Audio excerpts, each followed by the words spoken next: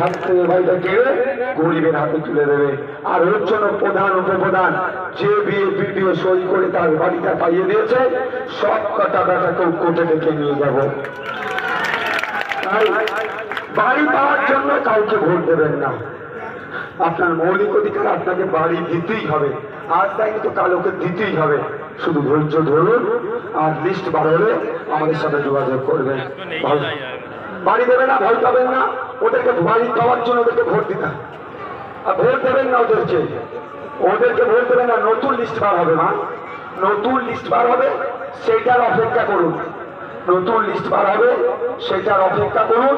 নতুন লিস্টে কাদের নাম আসছে দেখুন। যদি গরিবের না আসে, তাহলে আমি কি করবো? বড় লোকটার বিরুদ্ধে আইনি লড়াই আমি করব। আপনাদেরকে 10 পয়সা দিতে হবে না কোর্টের লড়াইয়ে।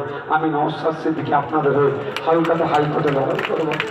ভালো থাকবেন, সুস্থ থাকবেন। আর রাস্তাঘাট তো হবে সমাজ। পঞ্চায়েত ভোটের মতো ভোট হবে না, সেন্ট্রাল ফোর্স দিয়ে ভোট হবে। পাঁচরামি করলে সেন্ট্রাল ফোর্স পে দিয়ে লাল করে দেবে।